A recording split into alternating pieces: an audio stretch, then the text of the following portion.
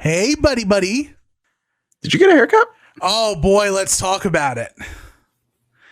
Do you remember back to Final Wrestling Place a few months ago when I ended up with the Dutch boy haircut?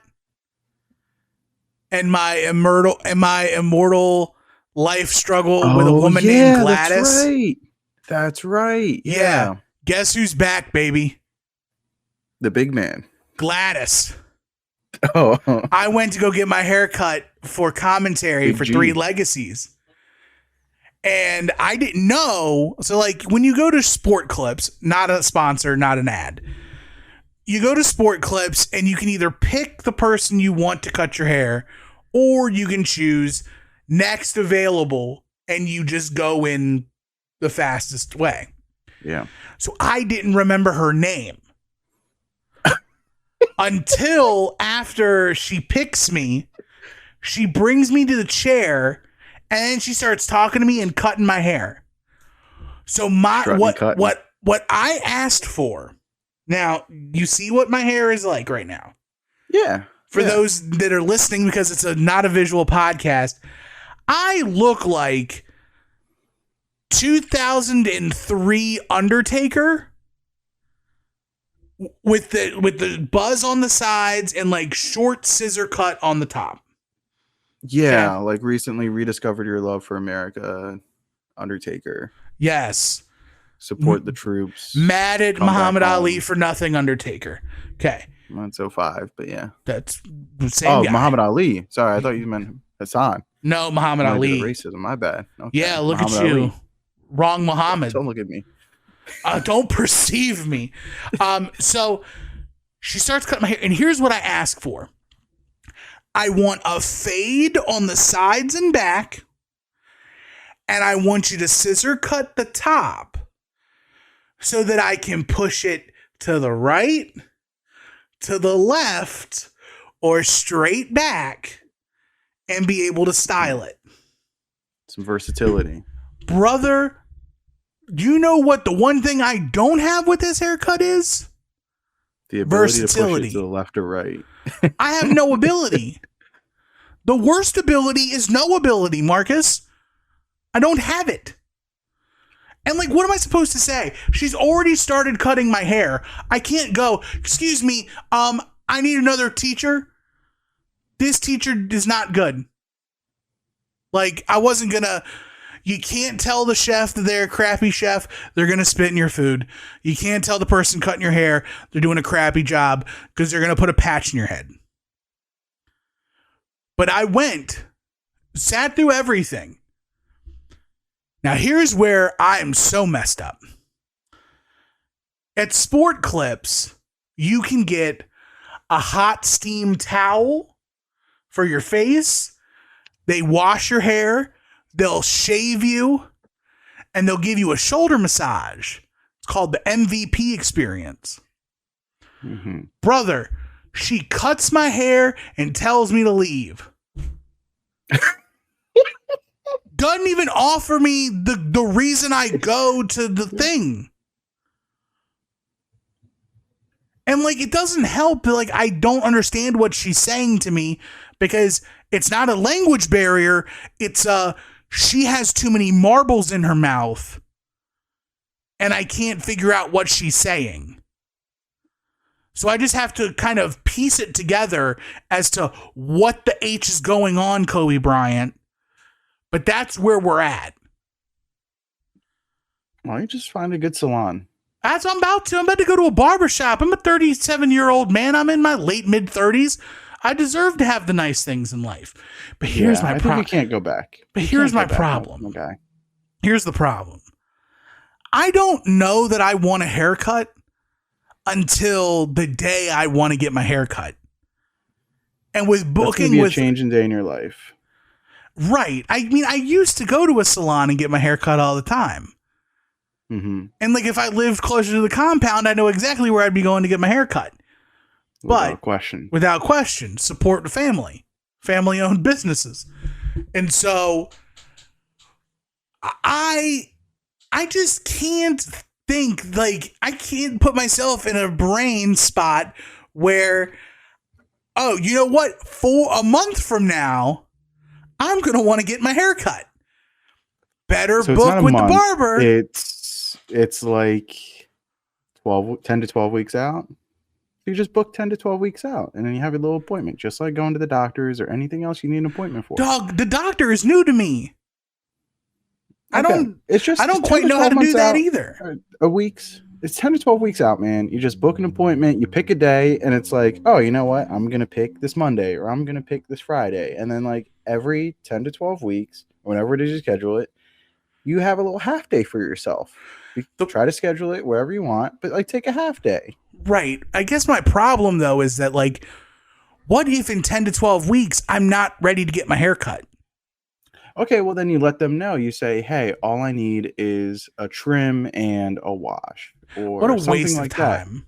that. It's an open line of communication because they're working for you. Like they need to make sure that you're happy, so that you keep coming back, so they keep getting your money. Right, but if I'm just going for a trim and a wash, I'll just skip the trim and I'll wash it myself. No. You need the trim. You need the trim. I used to be a trim denier, but now I'm a trim truther. You need the trim. Trim your hair grow back healthier, fuller.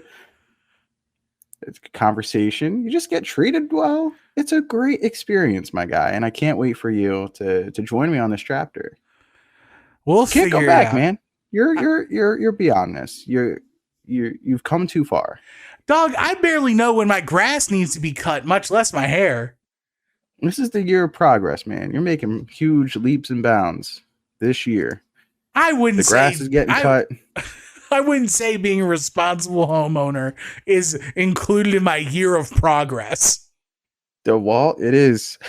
No, because I was doing it last year and the year before that and the year before that. But it's different because now it's yours. It's been mine. Well, no, technically, this is the first summer in which I am on the actual mortgage. Yeah. So. But I don't know, man. It's a good thing. It's a good thing. Well, before I tell everybody what this is, did anything fun and exciting happen to you this past week that maybe you'd want to talk about? If you don't want to talk about it, just let me know. And those of us who know will just laugh at exactly what it is that you're not talking about. So this is not going to put myself in a positive light. It's such a great story, though. It's so fun. To be fair, let me preface everything by saying, Marcus does exactly what I would have done in this situation. Okay? He did exactly what I would have done. Now, does that make me a bad person too? We'll see. But go ahead. All right. So I'm driving through the city part of the city you live in. I live in. And on this exact couple blocks of streets, I would, lovingly refer to this area as the Badlands. It's a downtown area. It's when I say that, I may or may not have seen people with stab wounds asking me to call the ambulance for them at 7:00 in the morning. It's that part of town. So it can get a little dicey. So I'm at a stoplight and I'm trying to turn left. And to my left, there is a crosswalk. And when we have the light, they also have the right of way. So you have to wait for them to be clear of the crosswalk in order for you to turn left. The car in front of me did not wait for them to be clear of the crosswalk before they turned left. I witnessed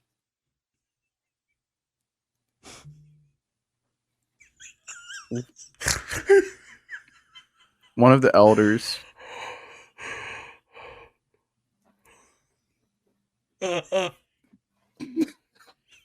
Yep. What did you witness?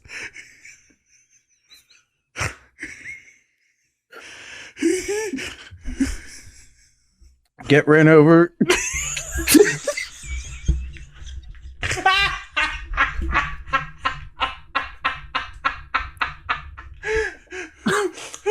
by a motorized vehicle.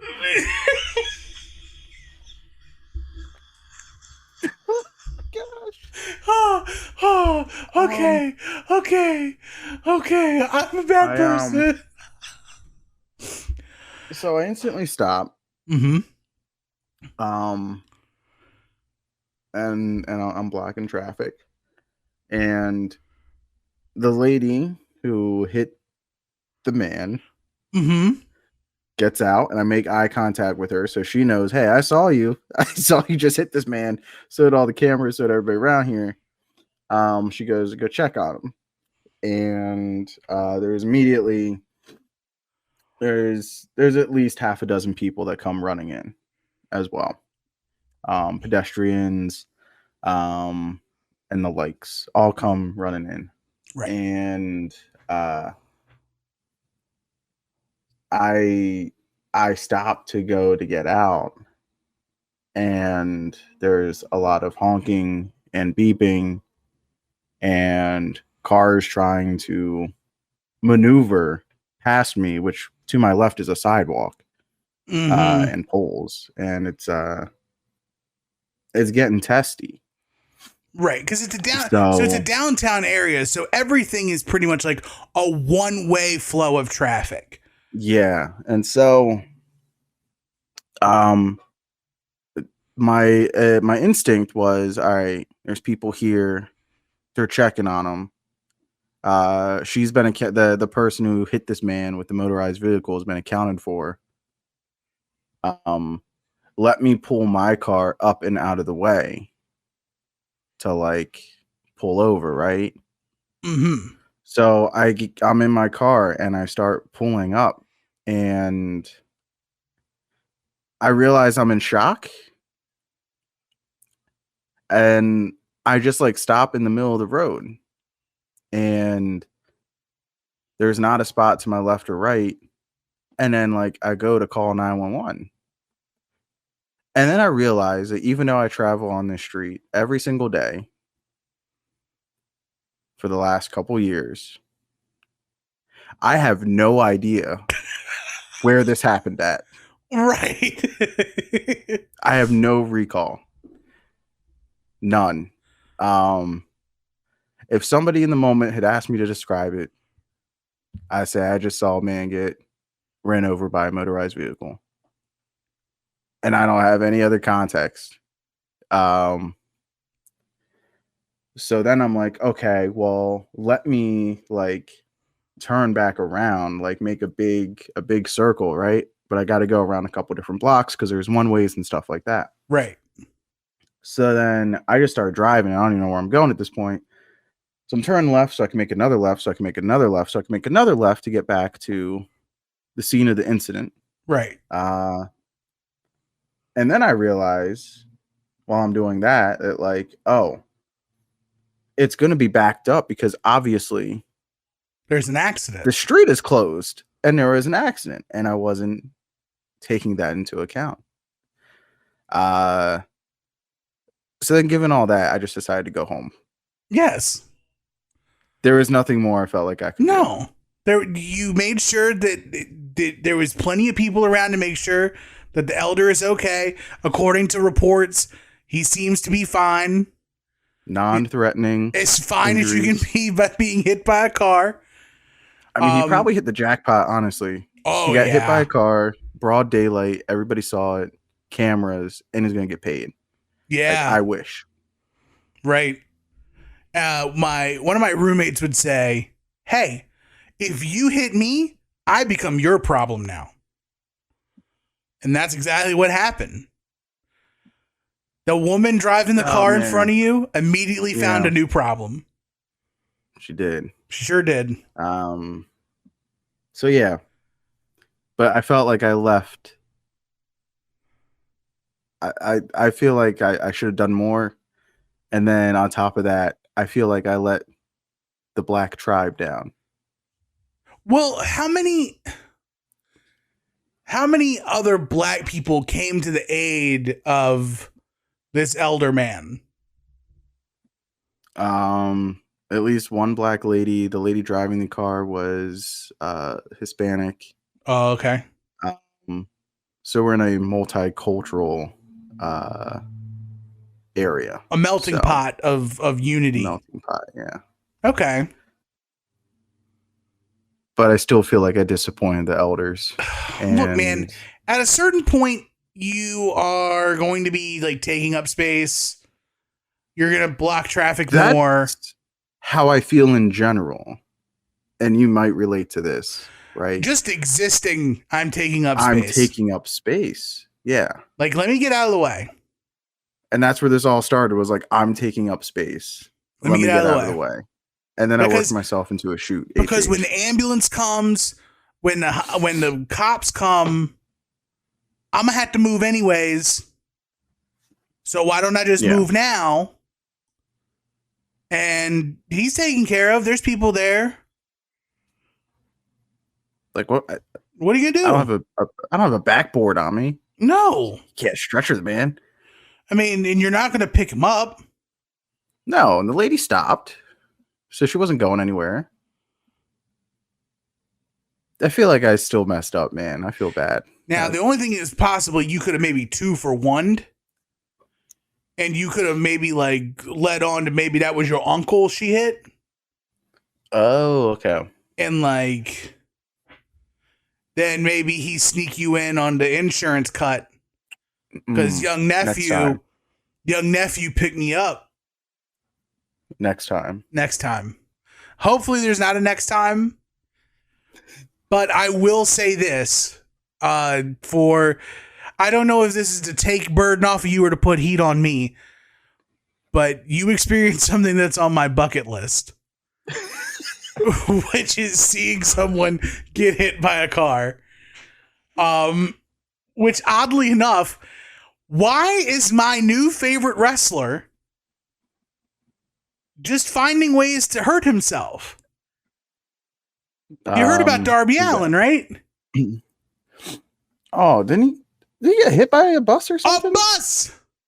On purpose or on accident? It's more likely to me that he was like, let me see how fast I can get hit by a bus. Why would he? I understand that he may have some sort of brain damage, but I don't know if like Darby's purposely trying to play Frogger and get hit by a bus and then like with his nose gauzed up going to like a show with a guy and getting pictures taken.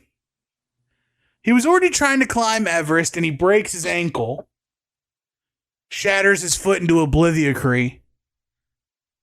And then we get to this. I don't know. No. But hey, welcome to Final Wrestling Place. I'm Tim. I'm still Marcus. You scoundrel, you. And tonight. No, I don't mean that. Don't look so sad. Don't look so glum, chum. Today we are not talking about AEW Dynasty.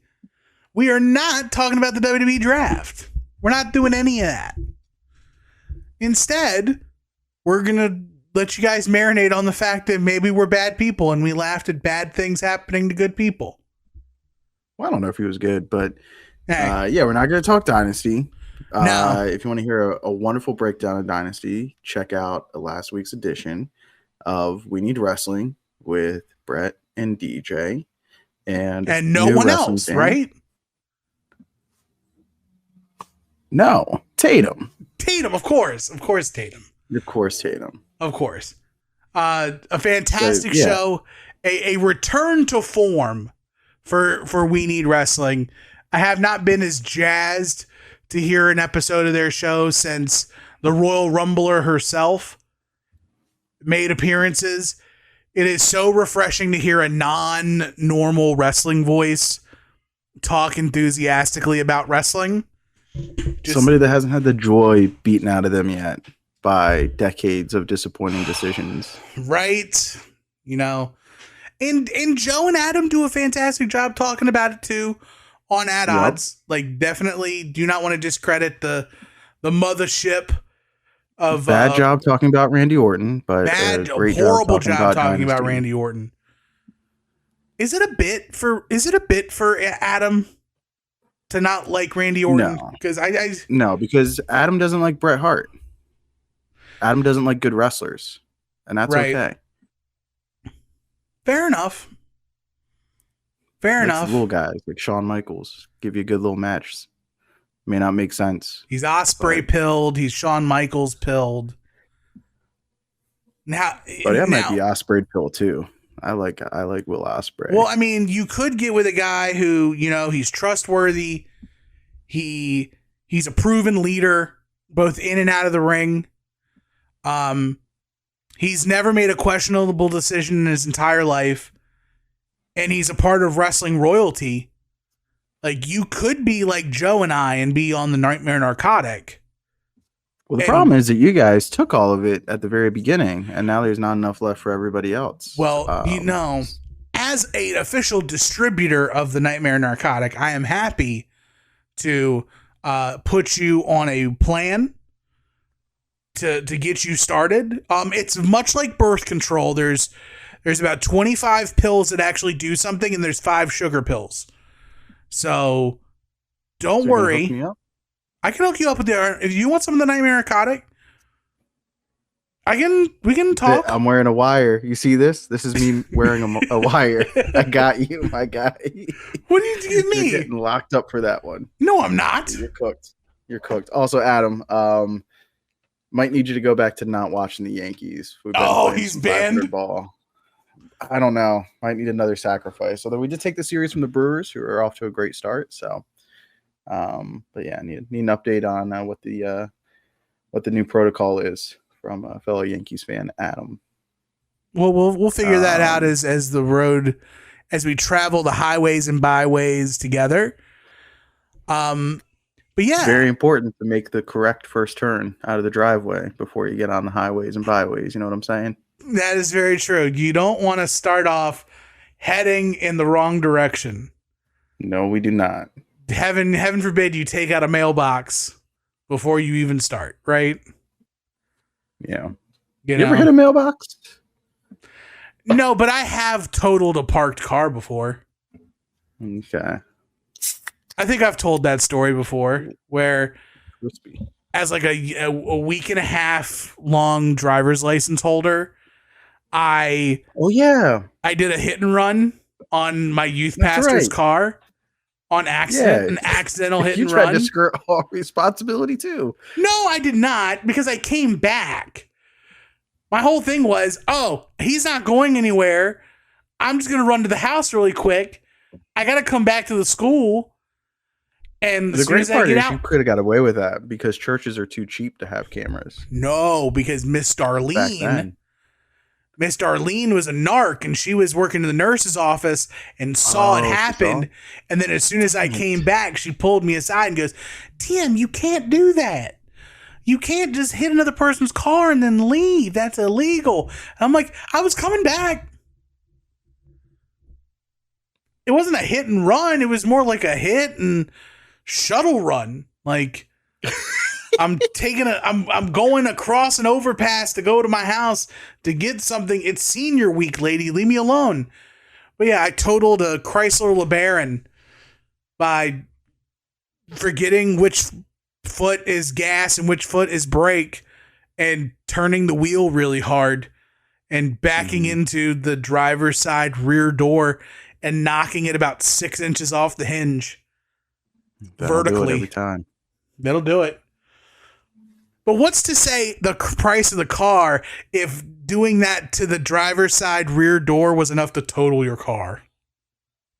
Well, it's in a church parking lot, so there's only two ends of the spectrum on this one. Either it's a super cheap car, or it's a car that somebody bought from money laundering from the church or their job. Right. And it could have been both because it was the youth pastor's car. So it was a cheap car that they bought laundered. I said it was a Chrysler LeBaron, and it was 2004. I don't think they were making brand new off the lot LeBarons then. Like, I don't think he walked out of there buying it with 4 miles on it. Yeah, I think that was as some would say, gently used. A blessing. Right, maybe. But then the second car they got, I actually watched it die at a stoplight. Like the transmission in the car dies. They're stopped at a stoplight ready to hit the gas to go when the light turned green. And as soon as it turned green, they hit the gas and that car went nowhere. It just sat. And so we had to push it out of the way. Look at us laughing at bad things. But what we're really here to talk about is, well, first of all, we're going to become a segments podcast. This week. Well, possibly forever.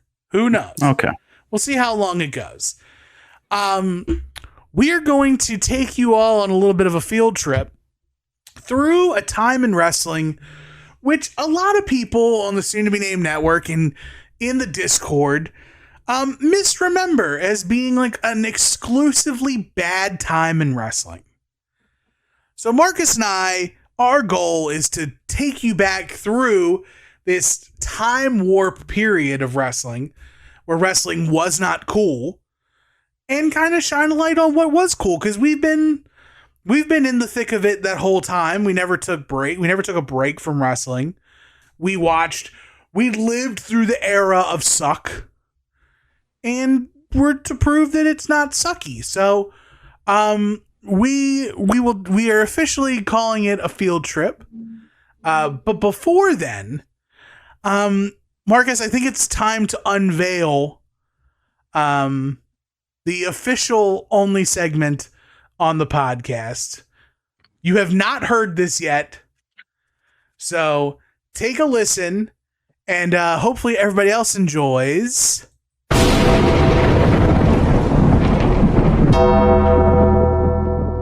And now, Tim Taylor presents The Undertaking. That's right. It is my weekly look back at 6 Feet Under with Mark Calloway. It's The Undertaking. Marcus, I have not 1, not 2, not 3, but 4 questions to ask you. Yes! About topics that were covered during episode 10 of the show. Are I'm you so ready? Excited. Let's Okay. go. You got to count to 10 like Undertaker did, though. You got to count. Yes, on each hand. So, number 1. All right. The Undertaker loves a steakhouse called Three Forks in Austin, Texas. Okay. My question is, what is the importance of having a good blank place? Like as an adult man or as an adult person, how important is it to have like, I'm getting steak, I know where I'm going. I'm going to my good steak place. Or like, we need pizza. I know the pizza place. How important is it to have a good blank place? The older I get, I'm understanding how important it is. I would say it's like a can't go back, almost like the salon we were talking about. It's a standard that you need to meet in your life as you mature in adulthood, I believe. It's very important that, like, if anybody came here, I may not take them to the classiest place, the most expensive place, but I could take them to a place where I walk in and they say my name. And I may get bumped to the front of the line, or they will open up another register and pull me over. And then when they ring me up for the bill, it's a little bit less than what it should be. Mm-hmm. It's important to have a flex in your pocket. And that's what I feel like having an established place that is your place. That's what that is. You need to be able to pull that out and have a flex on demand. That's right. I completely agree. I need to have more blank places more often. We used to play a game where Tim knows a guy back in my old where I used to live, where we used to live. That's right. Everywhere I'd go, I'd at least know one guy. You couldn't go anywhere without you getting stopped. Right. Not saying I'm popular, I'm saying I'm noticeable. It's really hard to be a big man and not be noticed. So, but exciting. So that was question 1. Question 2, his co-host is talking about getting a MRI done. And they put him in the MRI tube and they put headphones on him. And he mentions that they're playing Beyonce in his ear. To which Mark goes, "What? You don't like Beyonce's country?" And then he calls his co-host soft for not liking Beyonce. Okay. Did you think that Undertaker was going to be a Beyonce guy in 2024? No, but that's also with the information that Mark from Texas is a girl dad. Mm-hmm. So, and also Michelle McCool, if I'm not mistaken, doesn't she have like a dance background? Mm-hmm. And an athletic background? So Beyonce is probably grandfathered into the package. Follow-up question, Your Honor. Have you heard the Beyonce country album yet? I have not. Okay. Okay.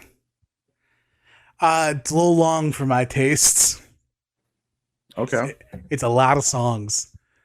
Okay. The wiki. Tell us in the Discord, T&M shows.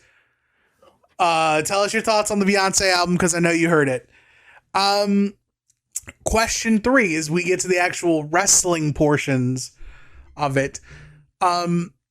Mark mentions that the easiest people to work are, quote, smart marks, end quote. Mm-hmm. Do you agree? The easiest people in the world to work Are smart I agree marks. I agree that in the Undertaker's world, the easiest people to work are smart marks. Yes. That's a fair answer. You know, with the Undertaker, absolutely. Because they just think everybody thinks those people know him and have a reverence for him. But once he steps outside the real world, he's stuck waiting for 2.5 hours outside of LeBron James' locker room, and in full LeBron regalia never comes out. So, yeah, in the Undertaker's world, the smart marks are the easiest people to work. Fair enough. He almost got away with not saying something confrontational. No, come on now, Mark. So Mark mentions that the episode was all about Triple H and how great of a job he's doing. And Undertaker says that Triple H is good in his role because he knows how to talk to the guys and girls today. And he mentioned that the current roster isn't soft. They're just different. In which 10 minutes later on the show, he catches himself getting half hot about the current product to where he has to stop and drink an adult seltzer to calm down. Okay. So what do you think the big difference is in wrestlers during the Undertaker's time and wrestlers in today's time? Well, in WWE specifically, right? There's a difference.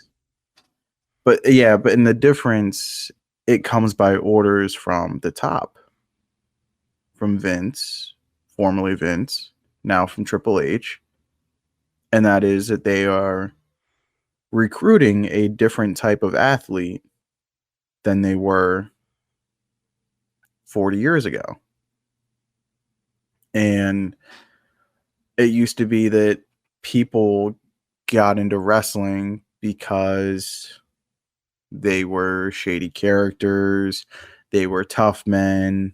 They were athletes that had a career-ending injury, and that's how they got into the business. And the lifestyle that the business can lend itself to lined up with those sorts of individuals. Whereas now they are recruiting smarter people and athletes. Maybe they've had an injury, but they're getting athletes like while they're in college or when they're coming out of college. And it's just a different caliber of athlete that's being recruited. So, and then I just think in general, like across the board, it's not just a wrestling specific problem. It's every field.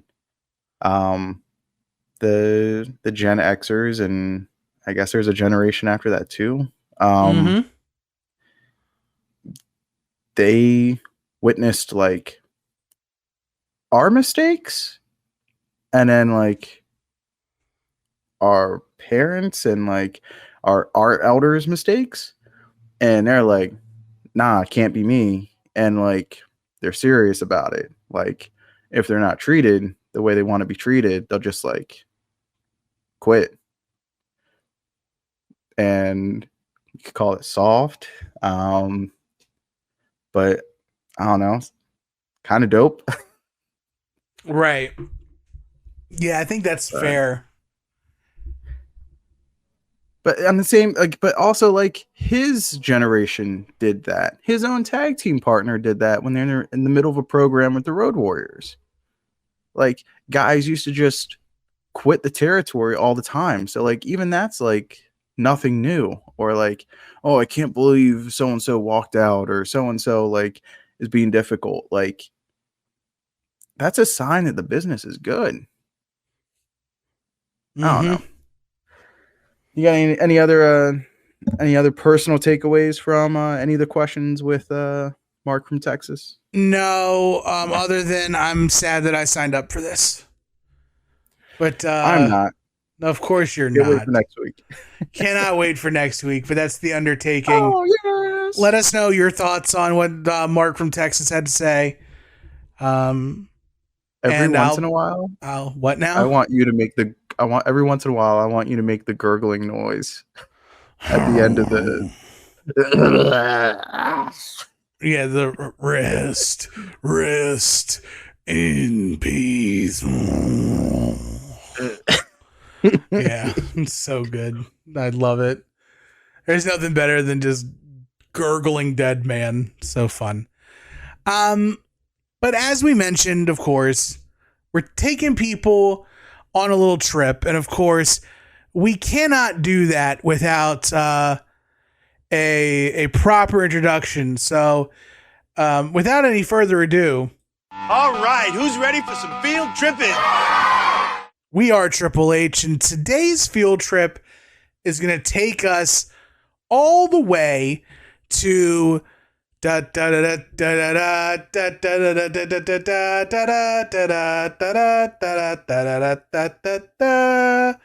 this day in wrestling history.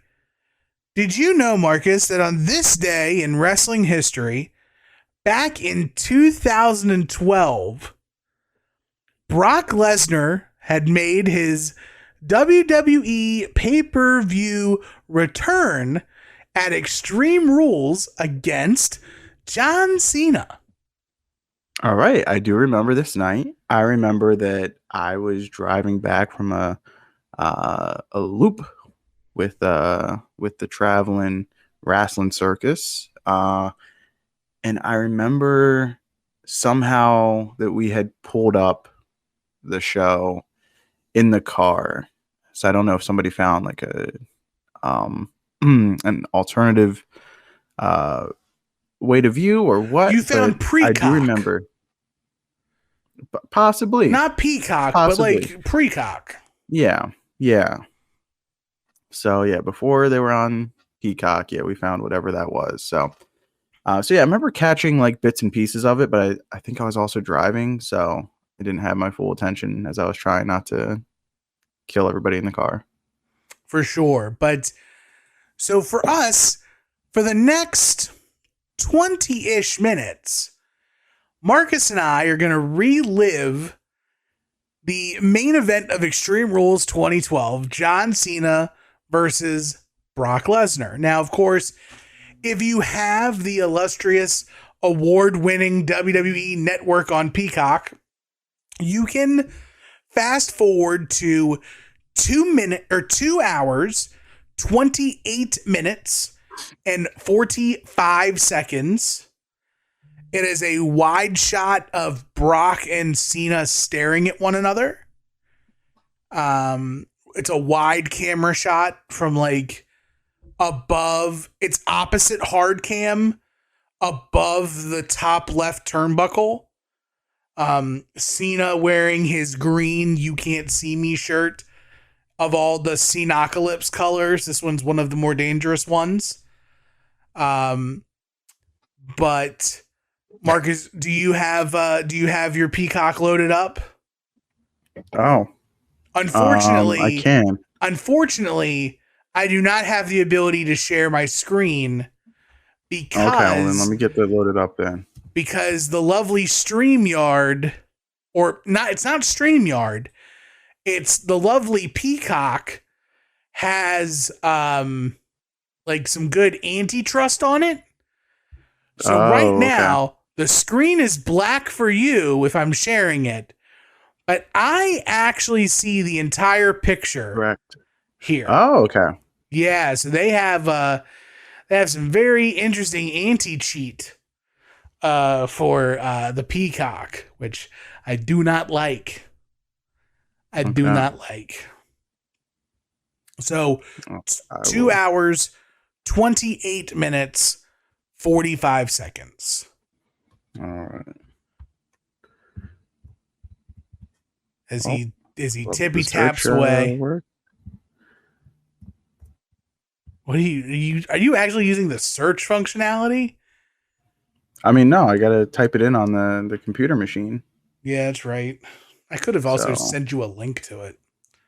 You probably could. What's the season on this one?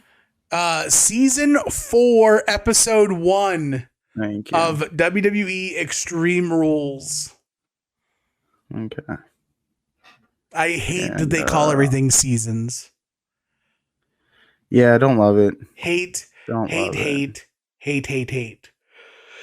hate it for the international folks too.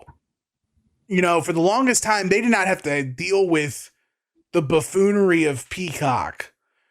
The WWE Network was immaculate in the way that it used to be until about a couple of months ago when they made the decision in all of their infinite wisdom to change the video and change how everything was and make everything seasons. But like on the international network, you could like click on matches and it drills in, and now we have none of that functionality whatsoever. It's the worst. They innovated something that didn't need to be innovated. You know, but I'm ready, Mr. Tim. So alrighty. Let's get this bad boy started. So, all right. Does anyone have any final words before we get started? Let's kick it, boys! Thanks, Double J. On my count of 3, we'll hit play. So 1, 2, 3, play. Ready? 1, 2, 3, play. And of course, Cena showing off the shirt, doing the 3 fingers, which we cannot do anymore. Too many white people have ruined that hand gesture. Yeah. That we cannot do that anymore. You remember when Cena changed to the peace sign?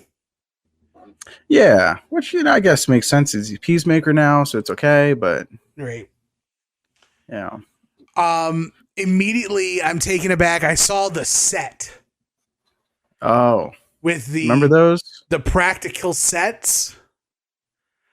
Marcus, go ahead and take about 5 minutes and wax eloquently about practical sets. Well, it's practical set, but then like they never did anything different with it, and that always sucked. Right. They were like, "Oh, there's so much we can do with this," and then they never bothered to edit it. Where are you at on the action, Mr. Tim? I might be a second or two ahead of you. Brock is smashing Cena with his elbow on the top of his head. All right. Brock literally just rolled off Cena and hit him with a clothesline. All right. Wasn't sure of where you are, but he is already. John Cena loves this business. That's right. John Cena loves the business. He has busted open the sharp forearms from Brock Lesnar, the elbows, doing it the hard way. That's right. Easy way, hard way, you choose. While Lil Nate is sitting here trying his best to put these latex gloves on. Yeah, he's at about 3.5 stars with those gloves. He's sitting here trying to make a Thanksgiving Day turkey with one of those. What's your go-to craft if you had to like show somebody like, I know how to make this little thing? Oh god, the really stupid looking S. Oh, okay. The what the kids call it, the Stussy X or S, where you draw the 3 lines and then you draw the 3 lines and then you slash, and that's the only craft I can do, baby. Okay. What about you? What's your craft? Pretty good paper football guy. Oh yeah, paper football. I used to back in the day. I used to know how to fold a love note really good. It's a good skill. You could fold your paper Big a certain love note way. guy back in the day? What or now? would you fold them up for people? Big love note guy back in the way, back in the day, or would people? Okay, yeah, I was a little love note boy. I got in trouble. At school because you're not white like these. But we had a problem with like litter in the hallway, and so the principal was like, next like paper that gets found with somebody's name on it in the hallway, you have to do like a 200-word essay. Stupid. And unbeknownst to me, somebody was crafting a love note to me, and it like got dropped in the hallway, but it had my name on it. And so I took the heat for it, and I was like, this isn't even me. So then I just waxed eloquently for a 200-word essay. Too bad you couldn't be waxing eloquently. Too bad you could not be waxing eloquently about Brock Lesnar beating the dog out of John Cena. Oh, Cena is outside the ring. Is he outside the ring for you right now? Yes, he is. All right, he's climbing up. He's trying to get back in the ring. Yeah, my man is going. He has been going for an 8-second ride for a long while. And so for people who were out of wrestling during this time, this is hot off the heels of WrestleMania 28. Cena has lost to The Rock once in a lifetime. Yeah. And the night after WrestleMania, Cena is just, having a nice little chat. And Brock Lesnar makes his return to the WWE. Which scoops him up and hits him with the F5. Right. And that is where we are now. And when I remember watching this match, I was like, oh my God. This is real. This is insane. Because I'm used to seeing a certain side of Brock Lesnar, right? And of course, I followed him through the UFC too, but never in my wildest dreams would I have thought that like Brock would bring the dude that was in the octagon. Yeah, that doesn't get talked about enough. Is that like, even though he's super young in the business, what a shoulder tackle! Brock came back a different wrestler and a different character. Right. In many ways, he came back like a grown man. Yes. Like he was a big boy when he left, and he came back like a grown man. He grew into his body. Stopped doing all that stupid stuff, which more later. Man. But poor Charles Robinson took like a beef flank. He sure did. And just out. But and now Lesnar's working over the cut. Yeah, he is. He's trying to bust Cena open. He wipes the blood on his chest. Like a real man. They said that the wrestling or the wrestling hill to die on, red equals green. Brock loves that right now. But I remember watching this live, and I am just in shock that Cena is just getting taken to task by Brock here.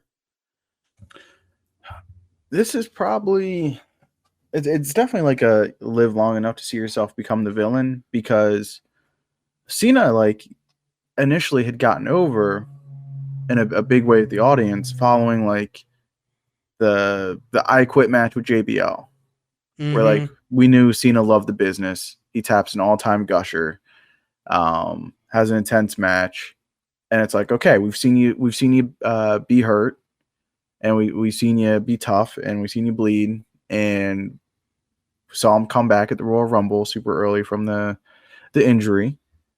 Right. So it's like, okay. And at this point in 2012, it's like needs to go away for a bit. And he hadn't, and we've grown very sick of Cena, even though we've seen him be hurt, come back early, do all these things to show his love and dedication to what he does. And it's like, nah. And then we get this match. It's like, oh.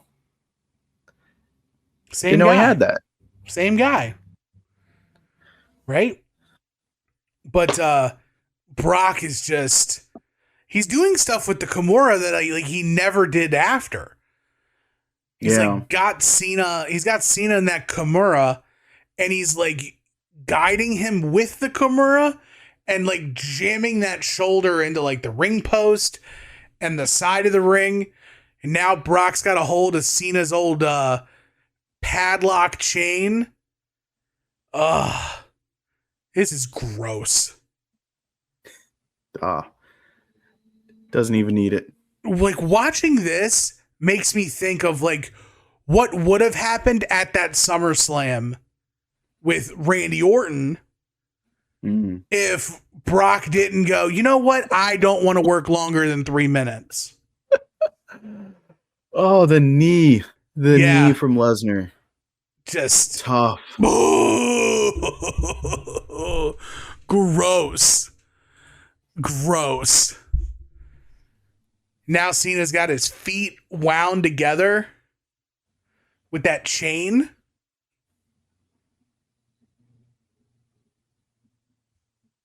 Just Brock Lesnar. I wish that Brock Lesnar had stayed this guy for his run. Oh my goodness.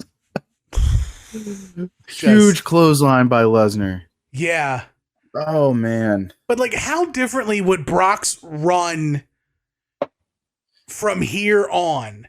How much differently would it have been had he not been Suplex City guy? Yeah, like the Suplex City, it's like Kramer sliding into the living room, right? It's like Uncle Joey doing the same impressions. It's Urkel with the suspenders, right? It's the dumbest version of the character. It's the most dumbed down version that you can get, and that's what they fell into with Suplex City, which was cool and we liked initially when it happened, but then like the Suplex City style probably overstayed its welcome a little bit. But then he mixed in like the finisher spam matches, and those were cool. And right, like what a cool spot here with Cena hanging upside down from the ring post. Right. Cena hanging upside down from the ring post, just dripping his gusher on the side of the ring. Brock just punching Cena in the face. Charles Robinson still down. He's died a death. And I would too if I had caught a Judas effect from Brock Lesnar. But to me, I've called like the finisher spam with Brock as just an extension of Suplex City, because it's instead of doing one thing over and over again, he's now doing two things over and over again. I do like that he's kind of reinvented that main event sprint of like, okay, Mhm. we're going to give you the hottest 7 minutes in the world. Yeah. You're going to love it. I don't need to go 35 minutes for 5 stars, okay? I'm going to beat him down. You're going to beat me down. I'm going to hit you a couple times. You're going to hit me a couple times. We're going to go home, and I'm going to get room service, okay? But Brock here, man, just an animal. I really wish we would have seen, I do wish we would have seen more of this version of Brock, though. I think it would have made a lot more of his matches more entertaining. Well, I think the problem, one of the problems with it is, of course, the other people who say, hey, I want to work with Brock on top. They're not down to do the style. Yeah, that's probably what it is. Because Brock goes from this and he goes to Triple Poor H. Charles Robinson. Dolph. Taking another one. F5. Refs down. Count to Get infinity. the visual pin.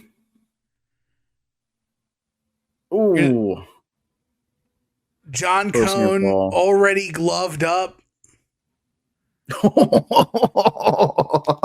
No, thank you. Oh. R.I.P. He's never been seen from again. Poor John Cone. Oh, F word from Brock. Not allowed. There's a sign in the crowd that says legitimacy has returned. So that was Brock's promo point. I remember that.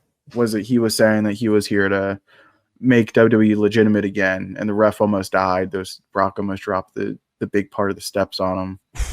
We're coming up on one of the craziest things I've ever seen in a wrestling match.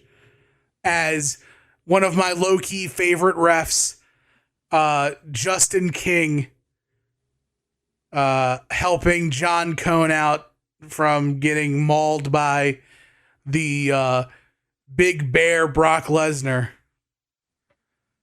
But Brock's got those diamond-plated stairs in the middle of the ring. He's getting ready for super pose down, it looks like. As Cena puts up a fight against Brock right now, I want to ask the question that I asked DJ and Brett on We Need Wrestling. What's the one wrestling hill you're willing to die on every time? Oh, Bret Hart is the best wrestler of all time. Brett, that's Brett's answer. You have to come up with a different answer. But it's also my answer. It's the right answer.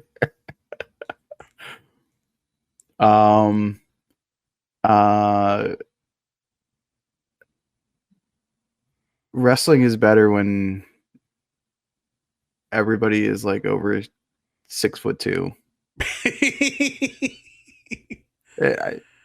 Of course, there's exceptions here and there, but the exceptions need to be exceptional talent. Right. Like what happens is like, sure, you introduce a world of like CM Punks and Bryan Danielsons and guys like that, and those guys are all timers. And then when you get like your whole roster to look like that, well, like they're not all timers. I don't want to see that. I want to see exceptions. Right. I don't want the exception to become the rule. Eddie and Ray and Jericho and like that crop from WCW. All timers. I don't want that to become the rule though. Right. I mean, those guys are exceptions. So that's my thing. You want wrestlers to look and be built like Cody Rhodes and not like Carmelo Hayes. I get it. I hear what you're saying. Yeah, like Cody Rhodes would be like my Intercontinental Champion. But he's your WWE champion. I mean, if everybody else got hurt, maybe. Right now. All right. Well, it looks like we're about to cook. Yeah, we're about to cook. So Cena is on the outside. He just did the really crappy leg drop off the top rope, talking about Carmelo Hayes. Carmelo's is way better than Cena's ever was. But Brock is standing on these ring stairs. He's also like 5'5" and 150 pounds. We're not talking about Carmelo Hayes right now. We're talking about Brock Lesnar. Cena is on the outside and Brock is just angry. What does he think? The stairs are in the middle of the ring. Oh my god. Oh my god. Yo. Oh my god. If you've never in your life seen at least that of Brock Lesnar going buns over tea kettle and almost dying a death off these stairs. The crazy part is he left from the middle of the ring. I didn't remember that. Yes. I thought the steps were right up on Cena. No. He jumped from the middle of the ring. Yes. And then Brock, the great worker he is, sells his ACL. Yes. Like if those stairs were closer, he connects. He doesn't do also the goes same into thing. the fourth row. Oh, he absolutely goes into the fourth row. Why is he doing it again? Brock, I don't remember Brock going for it a second time. Brock is so the adrenaline in his soul. Oh, Dink. good spot. Good spot indeed. Cena with the veins. Here we go. Let's get fired up, baby. Did you have the CM Punk 4 stars and the black collar shirt? No. Okay. The only CM Punk shirt I ever had before I got the most recent CM Punk shirt is I had the Komen for the Cure pink Chicago flag and lightning bolt shirt.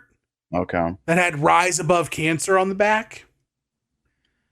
By the way, I miss those shirts. I don't miss supporting Susan G. Komen, but I miss the pink alternates. The shirts were good. And here we get a FU. Bang. Cena finally gets it. Finally gets the AA. Ref nowhere near the shoulder blades. Nowhere near the shoulder blades. And that's it. The epitome. What a chaotic match. The epitome of a 95-5 match. Right? Way to make that 5 count, though. Way to count. Exactly. Boy, that is if you have not watched that match, and we will say this with all of them on our field trips, do yourself a favor and like watch it. It's legit really fun, and it's not super long. You could call this one of the worst eras of WWE, and you wouldn't be wrong. But this is a match that doesn't look like it happened in WWE. Right. You couldn't tell me, none of you could tell me that you would, in 2012, expect John Cena to get his brains smashed in on pay-per-view and not come out looking like the ultimate superhero. And like he beats Brock, but it's not a very great victory.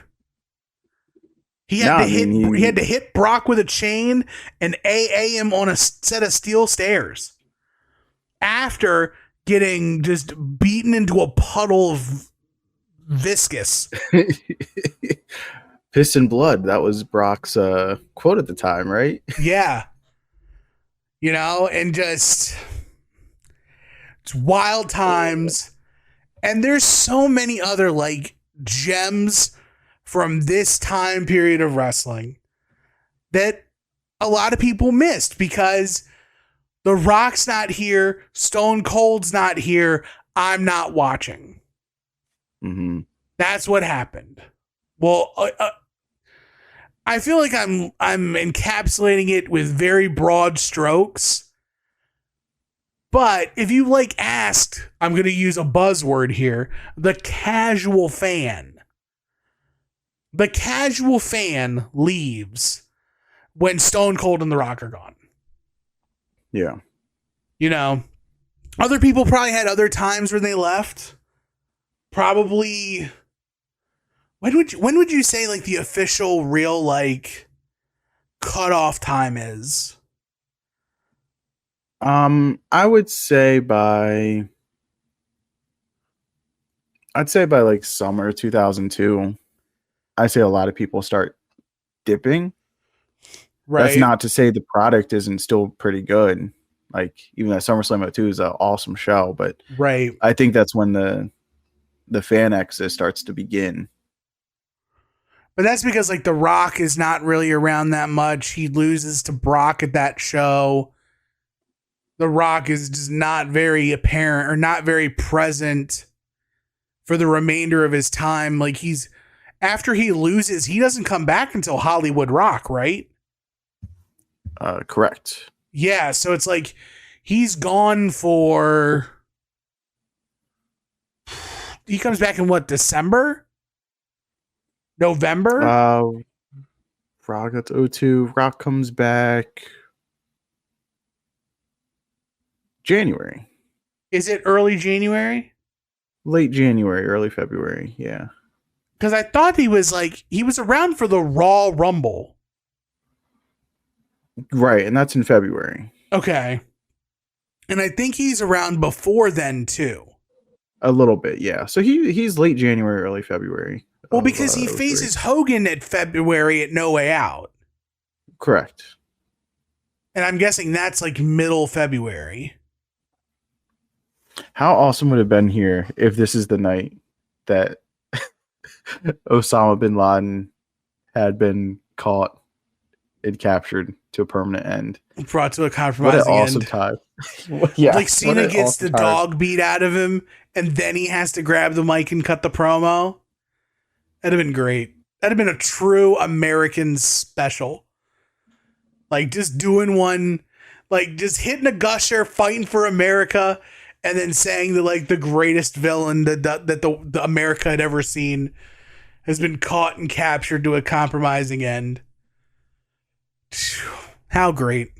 How fantastic. But of course, if you were a fan during this time too, and you remember some of the gems, the pearls, the classics, or the classics back then at least, that you feel deserved to be taken on a field trip, let us know at TNM Shows on Twitter, finalwrestlingplace@gmail.com, at TNM Shows. I already said at TNM Shows on Twitter, the TNM Shows channel on the Discord. We'd love to see and hear from what you guys say. Also in the comments section here on the YouTube. That'd be fantastic too. Let us know what match you'd like to see us take you all on a little field trip. We'll give you a little backstory and what's going on with that as well. But yeah, man, this is a good first field trip. I'm very excited about it. Yeah, man. Good pick, fun match. Yeah, and hopefully we got a couple more of these lined up down the road. So I'm looking forward to it. Absolutely. Did you buy anything this week? Did I make any purchases this week? I don't think so. No, it's still no fun for me. But I do have quite the opportunity that hit. Good. So there might be some purchases in my future. Sure. I'm out of the opportunity business for a while. What now? I got my car inspected. I can't remember if that was last week. Yeah, that was a couple. Week, you said you got off really easy. Yeah. So I'm good there. So yeah, nice. So you're out of the opportunity business. They haven't been hitting for you. No. Yeah. So we're on a break. We'll get you back. We're seeing other people right now. Is what we're doing. I also didn't buy anything, but I'm super excited because I got a notification from one of our booty guys from Bootlegs. Okay. Yeah. I'm getting a couple of shirts coming in soon. I got the shipping notifications for the Evolution shirt and the Rock concert shirt. And I can't wait. Cannot wait. So that's going to be very exciting. Do you have anything to plug? No, nothing for me to plug. Fair enough. Nothing for me either. Not yet. I will probably in the next month or so, but we'll get to that when we do. But for now, soon to be named network, soon to be named network.tumblr.com is your home for this and so many other podcasts, including, but not limited to, our wrestling offerings of At Odds with Wrestling with Joe and Adam and We Need Wrestling with DJ and Brett. Check out everything at STBN Network on Twitter. At your spot for that podcast and all the other non-wrestling shows, including Wings on Wings, that we love so much. If you want to follow us on social media, you can at Not the Tool Man for me, at the Wrestling Speakeasy for Marcus, if you know, at TNM Shows, where you get updates for this show, for Viewers' Choice over in the North-South Connection, WWE War, everything that's there. We love for you guys to follow along and watch and listen to us wherever you can. Please like and subscribe to YouTube. Help us grow that. For those that use YouTube Music, it's perfect for you guys. I heard YouTube Music. I heard YouTube Music was a fine podcatcher. I just think some people are highfalutin. Some say they're fancy. But I digress. I don't know. I don't know what they're doing to be certain. I just use Spotify. Everything's great. We will be back here next week. New month. Yikes. How's it already May? Won't know. But we'll probably take you on another field trip. We'll have another batch of The Undertaking and hopefully other fun stuff. Marcus might actually see somebody else get hit by a car again. Who knows? Let's hope not. Let's hope not, because that will live with you in infamy for the rest of your life. But right now, oh, for sure, all that's left is to tell the people goodbye. Bye, boys. That's enough.